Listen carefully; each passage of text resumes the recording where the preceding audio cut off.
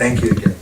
Well, we are now in the 5th year of a major global crisis, which is a systemic crisis, a crisis of over-accumulation and the self-destabilization of neoliberal economic globalization and of over-financialized, parasitic, predatory capital accumulation. A crisis of ideology of market fundamentalism, of the efficient markets hypothesis, of self-regulating markets and a self-stabilizing global capitalism, which is in truth self-destabilizing, always has been self-destabilizing, and always would be, as long as it is still a capitalist global economic system. It's also a comprehensive crisis, which is part of the analysis I'll try to present here. In other words, the capitalist crisis of accumulation is only one aspect of a much larger, multiple, overlapping and simultaneous set of crises. One point I will begin with is that fiscal indiscipline by states and societies did not cause this crisis. And therefore, fiscal discipline imposed through the financial system upon society, through austerity, will not solve this crisis. It will only deepen it, which is exactly what is happening. I have the same analysis I had when I was here in Moscow last October for a previous conference, which Boris invited me to speak at, which is that looking at these several years of the crisis to date, I would put forward a pattern to understand it, which is that the three concepts, displacement, deferral, and amplification or deepening. So 3 Ds, if you want: displacement, deferral, and deepening. So the displacement was immediate. That is, in other words, the true epicenter of the crisis in its immediate, precipitate form, not its long-term structural causes, but its precipitate causes in the finance system itself, was immediately displaced onto other balance sheets. And there was a search to find a way to displace the debts and socialize the losses onto ever bigger balance sheets. Central banks, Federal Reserve, they have no limit on their balance sheets. But eventually the debt is picked up and socialized through fiscal deficits, and that is converted into a negative form of debt, which is imposed on society in the form of austerity and suffering. Various displacements have taken place which have the effect of deferring both the most severe effects of the crisis for the system as a whole, in other words, sort of try to stabilize it temporarily, from its most serious, acute collapse, which could occur if the banking system and the financial system were allowed to go through a full purification. Then there would be an utter collapse. So the deferral is part of a strategy simply to prevent that. And those who advocate it emphasize its necessity and its utility precisely on those grounds. But however, it is not a solution. Deferral is not any type of fundamental solution to the structural causes of the crisis. And even to the short-term technical aspects of the crisis, it is not actually a solution. The only solution is the saving of the banks from themselves, so that there is not a domino effect of complete collapse, which everyone knows would then bring down the entire real economy, which would be a catastrophe. So that means that the means of displacement and deferral have caused deepening. And we can see that in Europe, of course. That deepening is extremely apparent in the Eurozone crisis, and how, once again, there's a complete intertwining of the bank debt crisis with the sovereign debt crisis and the social crisis through austerity. But no solution, only a prolonging of the crisis into a semi-permanent period of stagnation and contraction, and no stability. So I wanted to begin that way, just with an overview of the patterning of the crisis itself. And so I think we are still very much in a phase where, despite the fact that there has been an all-out effort by technical monetary debt mechanism means to stabilize the financial system, there has been so far only very limited actual reform of the financial system itself. And so in that sense, the response from the technical elite and governmental elite has been minimal, in fact, and very, very conservative. So there are certain things that have been done, for example, in that sphere, which is, you'll be aware of, the sort of prudent reform of the banking system through Basel III, higher reserves, higher, to make banks less insolvent than they were. And the other is that they have created a new structure. Actually, I'll pass this around. One of my PhD students is the director of a group of 30 based in Washington, D.C., which is a group of extremely high-level international financial banking elites who have been putting out reform proposals. It includes a great many former central bankers and some Nobel economists and so on. And he's mapping this out. The key reform mechanism is that the IMF, instead of leading the response to the crisis this time, has been relegated to the position of carrying out orders and instructions. And the orders and instructions come from the G20, which was newly created and might seem like a progressive move of bringing in the BRICS and the Global South, who represent together 80–85% of global GDP.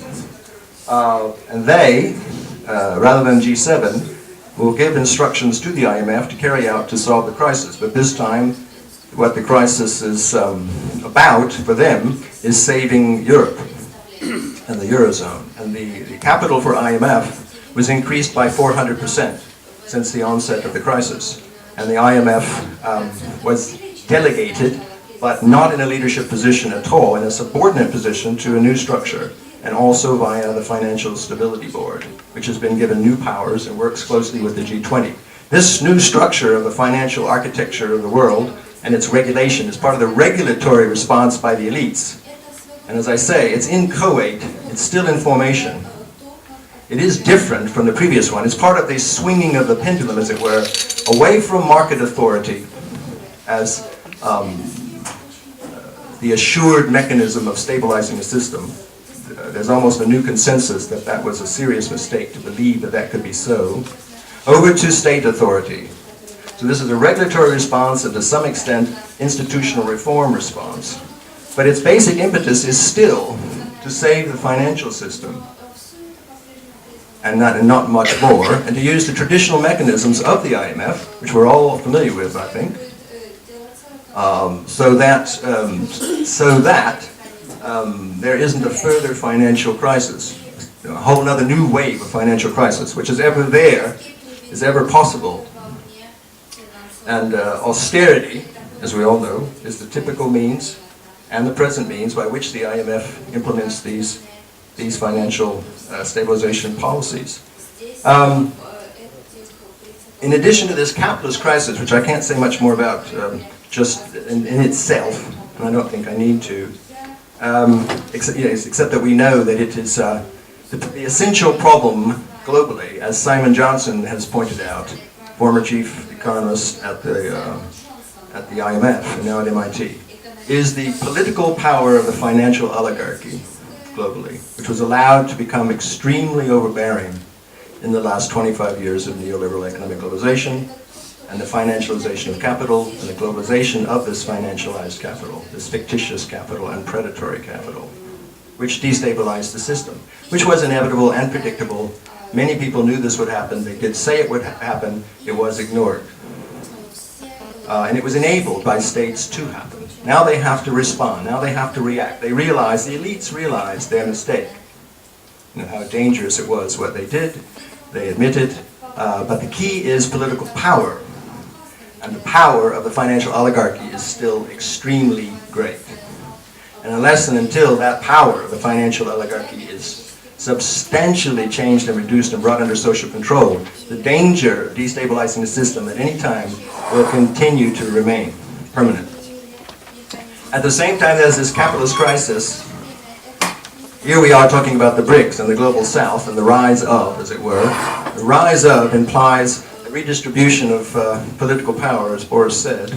And what is that? One concept for that is a center shift in the global system, or the world system. Center of what? Center of the locus of growth, of production, and of accumulation, and of the sources of accumulation of capital through production, as opposed to mere financialization, or mere over-accumulation of capital. And we do see characteristics amongst the BRICS of this center shift.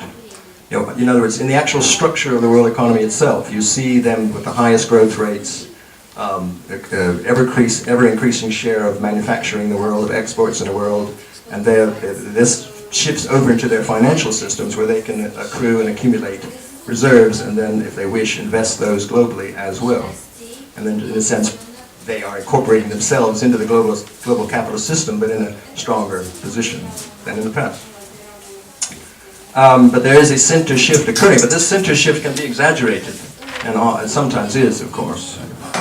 If you think that having a very fractionally increased influence on the governing council, the governing board of the IMF is a global center shift, I think you would be mistaken. Because in actual fact, it's rather like a tactical move by Europe and the United States, actually to help stabilize the system by being seen to bring in those who must be brought in, but also to delimit their influence so that it's negligible. So far, that is the case. In the longer run, of course, that may not be the case. But we should not predict the longer run just yet. Because obviously those who hold the greatest power hegemonically in the world will be reluctant to relinquish any of it. And I can assure you that they are. They are resisting an increase in real geopolitical and geoeconomic power by the BRICS or the Global South at every move and every turn. Which is understandable, I suppose, from their point of view. And the center shift is also part of, by various theories in the past, including world system theory, a hegemonic transition. But a hegemonic transition, I think one of the things we learn is that the United States may be in decline, and it certainly is, and in crisis. It may be ossified, it may be polarized, it may be paralyzed, it may be unable to solve the crisis by any means in its present system, and probably is. But it still retains a leadership role in a coalition of other extremely powerful states who've actually been sharing the hegemonic responsibility for quite some time and are trying to institutionalize that together, which is part of Obama's strategy to accept that. As opposed to the idiotic strategy, or an idiot with initiative, who was George W. Bush, who of course had a rather different approach, but wasn't very intelligent in terms of trying to reorganize a global hegemony led by the United States. But we shouldn't, again, exaggerate the degree to which that hegemony has collapsed. A transition can take an extremely long time, at least many decades, if not longer, when a hegemonic system is decaying and imploding, as this one is. But you cannot strictly predict where it will go. And so all this rather hasty talk about China becoming the world's next hegemon is misplaced, because again, misunderstands the nature of globalization, that a single state will reimpose a global hegemony and lead in the manner in which the United States did after 1945 is in fact, I believe, entirely ahistorical and impossible in the future. So that will not be happening. Something else would be occurring, which would probably be something much more transnationalized, as capital is transnationalized. And so there's a search for the new institutionalization of this power. So this is in train. We know this is in train as part of the global center shift. The last aspect of the crisis itself I just want to introduce is the idea that it's a civilizational crisis. And in past studies of world history, whether it's by Toynbee or it's by Gerschenkron or it's by Ibn Khaldun in the Muqaddimah in the 14th century, a whole variety of different approaches to civilizational crisis. is that in many past iterations of socio-historical structures and their change over a long period of time, there's a movement from the perimeter or the periphery to the center. As the old center declines, goes into entropy, implodes, fails, weakens, then there's this sort of, there's a replacement. We've seen this pattern throughout world history. It is possibly happening again. And that is part of the role, the dynamism of the Global South and dynamism of the BRICS. But again, we have to be very careful how we analyze that. But it's interesting analytically, heuristically. But beyond that part of the civilizational crisis, I just want to add this, that one of the historical materialist traditions I would like to suggest how to understand systemic crisis is in the historical social structure itself and how it reproduces itself, how it functions. And it goes like this: if there is a dysfunction between the fundamental material foundations of the social structure, now that's globalized, the global capitalist economy, and the ideational and political level of organization of that structure, if these are not in a conjuncture that is a functional unity, that operates very well together for the same logic and same purposes, and if they lack correspondence, they lack coherence, they are actually an antagonism, then this system is entirely unstable and bound to experience extreme contradictions and possibly fail. And I think that is one element of the sort of globalization crisis that we are in, is the failure of that set of structures. And one last element to that is I think we are in an unprecedented and unique global systemic crisis. The first two often in history have operated together. The capitalist accumulation, economic downturn, contraction type of crisis, which we're having, a global center shift and a hegemonic transition, which we're having. It is typical for those to occur in the same time frames together. But what we have right now has happened in some, as Jared Diamond has pointed out in his book, Collapse. In some past civilizations, the entire structure has collapsed, all of it. And sometimes, in some cases, that has been due to the overexploitation or destruction of the biospheric, environmental, ecological capacity to reproduce their whole system.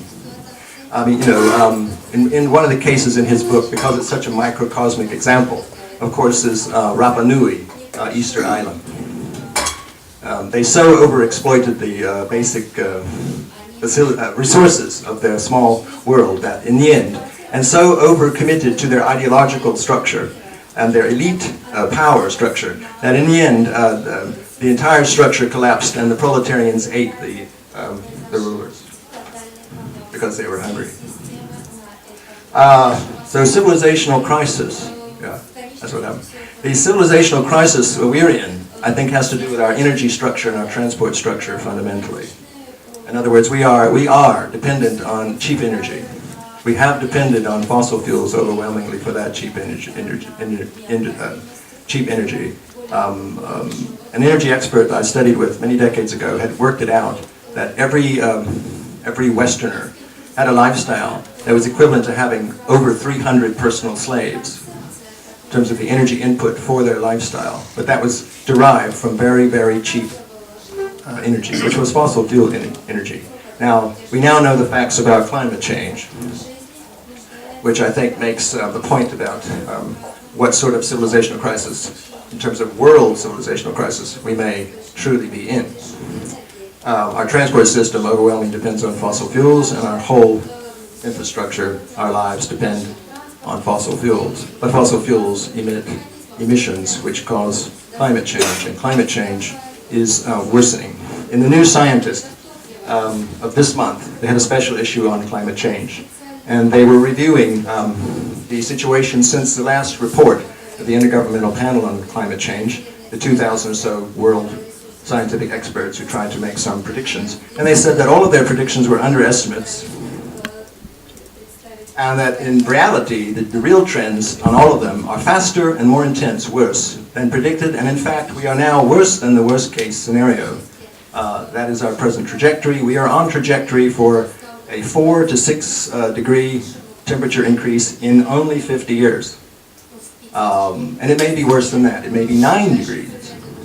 If it's 9 degrees, it's catastrophic. And one of the elements they mention here is also methane. That, unfortunately, as the permafrost begins to thaw, and the Arctic melts, and the Arctic is melting faster than anyone ever predicted, alarmingly faster. It makes millions of lakes have formed, which are bubbling vast quantities, uncontrolled, of methane. As you all will be aware, methane is more than 20 times more potent for global warming than is carbon dioxide. So, in other words, I don't need to belabor the point. Something very, very radical is needed in this particular unique global systemic crisis. If it were only your normal reiteration of these other cycles, which have been studied by many scholars from different points of view for a very long time, which has a vast literature about these patterns and cycles of capitalist cycles, of censorships, of hegemonic transitions. Yes, and even of civilizational crises. But I think this one is unique, precisely because it is so globalized, so synchronized, and so comprehensive and threatening. And because it is civilizational in a fundamental infrastructural sense, material sense. And we have this disjuncture that, look, who's running the world? It's anarchic. We have a collective rationality crisis. What each of us may do rationally within a neoliberal economic paradigm is collectively irrational. If someone repeats the same behavior over and over and over again, despite all the very obvious negative consequences and suffering of doing so, that is the definition of a mental disorder, if not insanity. Now, I put that in more social scientific terms. We have a collective rationality problem. Sincerely. You know, the idea that the globe and the capitalist system will just carry on destabilizing itself in the name of self-regulating itself, and that we can just restore normality, a normality which in the past 25 years was an extraordinarily abnormal situation of over-financialized, predatory, destructive mode of advanced, mature, and declining global capitalism. Not the triumph of global capitalism, but the self-destruction of global capitalism, clearly.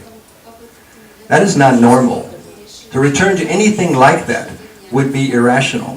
And so that's why I'll leave you with the idea that we need a comprehensive radical program of change, not just fiscal stimulus, not just saving the banks from themselves, not just one vast bailout after another at social expense, intergenerationally through public borrowing, through negative debt instruments, which inflict more and more pain and deepen the crisis. But we need direct employment. We need money to be created and debt instruments to be created that directly go to the people. John Kenneth Galbraith pointed that out decades ago in response to any Great Depressive period. You must do these things, not just lower interest rates and bail out the banks. That is pernicious. Absolutely pernicious. And not to give tax breaks to the oligarchy and slap them on the hand and let them go on with business as usual. That is not the correct response. There is a correct response to this capitalist cycle, which is well known, but is not being pursued. In fact, exactly the opposite is being pursued all over Europe and the West, the United States. And that is why they are failing. That is why they haven't solved the crisis and why it is deepening. So long as they remain able to do that and empowered to do that, it will continue. So we need an absolutely radical infrastructural change in energy and transport, which would require vast sums of money to be spent and directly spent to reorganize the entire infrastructure and do it very, very quickly. Partly to re-stimulate the economy and spread income to workers, regain full employment, stop all repossessions, immediately across the United States, in the West. Notice it's a radically different proactive state interventionist, reflationary, redistributive approach. In Europe itself, even the elite know that in order to save the Eurozone from itself and from its banks, if you think it has cost quite a lot of money so far, you are underestimating what is necessary. And they will have to be, this Merkel is not pleased, something is not right. There will have to be, because of the economic divergences within the Union as it is cracking up in the present crisis, yes, There will have to be further massive transfers from the wealthier surplus countries of Europe and outside Europe to the rest of Europe, which is suffering the worst elements at the moment. There has to be a redistributive element, and it must be extremely big. You see, saving the banks from themselves is always tried by the conservatives, and they will tell you and pass that off as their response to the crisis. That is all that has happened so far, in my view. 5 years now, we are into a technical, elite, conservative response to save the banks from themselves in the name of the utility of preventing the absolute collapse of the financial system, which would obviously bring down the entire real economy. But that in itself is a reproduction of what they regard to be normal, which was abnormal, and it will never solve this crisis. I'll stop. Thank you.